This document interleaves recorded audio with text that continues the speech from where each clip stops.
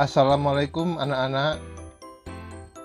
Di video kali ini kita akan belajar pelajaran kelas 4,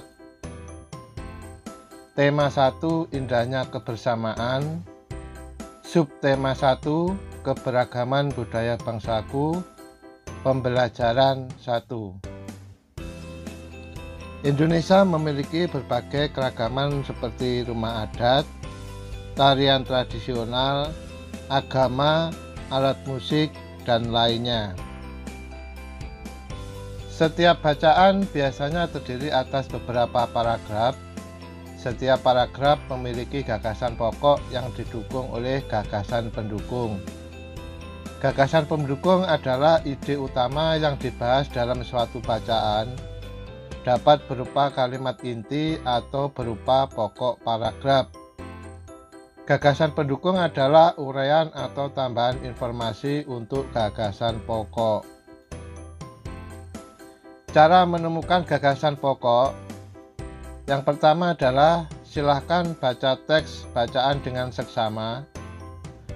Yang kedua, temukan kalimat utama. Yang ketiga, temukan unsur inti dari kalimat utama. Yang keempat, unsur inti kalimat utama sama dengan gagasan pokok. Yang kelima, unsur inti kalimat utama meliputi subjek dan predikat. Mari sama-sama kita melihat bacaan berikut. Pawai budaya sangat menarik bagi warga Kampung Babakan. Pawai ini selalu menampilkan keragaman budaya Indonesia. Udin dan teman-teman tidak pernah bosan menanti rombongan pawai lewat. Tahun ini mereka datang ke alun-alun untuk melihat pawai tersebut.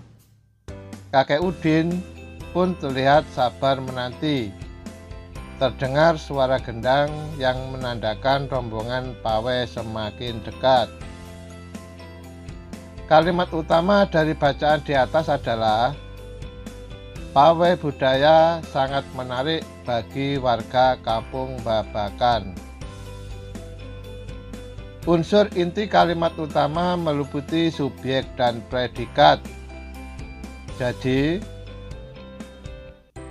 unsur inti kalimat utama pada bacaan di atas adalah pawai budaya sangat menarik. Berarti dapat disimpulkan gagasan pokok dari bacaan di atas adalah pawai budaya sangat menarik. Indonesia memiliki berbagai keragaman seperti rumah adat, tarian tradisional, keberagaman agama, keberagaman alat musik, keberagaman makanan, dan keberagaman bahasa. Sebagai contoh, Agus dan Dini, mereka berasal dari Jawa Timur. Rumah adat dari Jawa Timur adalah rumah joglo. Di Jawa Timur memiliki makanan khas, rujak cingur, nasi pecel, soto Lamongan, dan lain sebagainya. Tarian tradisional di Jawa Timur adalah tari reog, ada tari remo, dan banyak lagi tarian tradisional lainnya.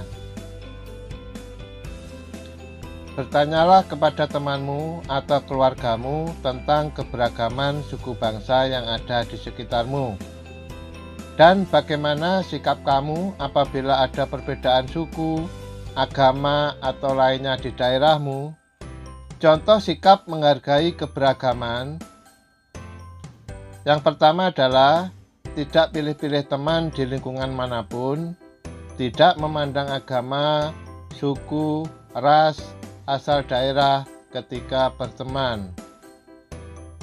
tidak mengganggu jalannya ibadah agama atau kepercayaan lain. tidak mencela atau menghakimi pilihan agama seseorang,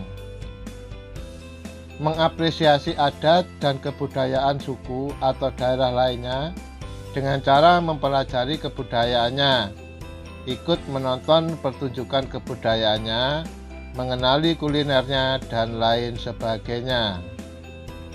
Tidak memaksakan pendapat diri kepada orang lain, menghargai dan menghormati pendirian orang lain meski pendirian tersebut berbeda atau bahkan bertentangan dengan pendirian diri sendiri. Contoh keberagaman alat musik. Yang pertama adalah angklung, berasal dari Jawa Barat, dimainkan dengan cara digoyangkan. Contoh lainnya adalah gamelan, berasal dari Jawa, dimainkan dengan cara dipukul. Contoh yang ketiga adalah alat musik sasandu, berasal dari Nusa Tenggara Timur, dimainkan dengan cara dipetik. Alat-alat musik di atas dimainkan dengan cara dipetik, dipukul, dan lainnya akan menghasilkan getaran. Selanjutnya akan menghasilkan bunyi. Getaran sama dengan sumber bunyi. Oke anak-anak, sekarang kita akan memahami bunyi. Bunyi adalah energi yang dapat didengar. Yang kedua adalah frekuensi. Frekuensi adalah banyaknya getaran per detik. Bunyi berdasarkan frekuensinya yaitu yang pertama, infrasonik. Adalah bunyi yang memiliki frekuensi di bawah 20 Hz. Bunyi ini hanya bisa didengar oleh hewan, tapi tidak semua jenis hewan yang bisa mendengar bunyi ini. Contoh hewan yang bisa didengar bunyi gelombang infrasonik seperti jangkrik dan anjing. Yang kedua adalah audiosonik.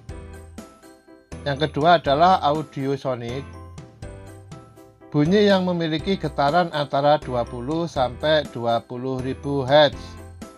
Bunyi ini bisa didengar oleh manusia. Yang ketiga, ultrasonik. Bunyi yang memiliki getaran di atas 20.000 Hz.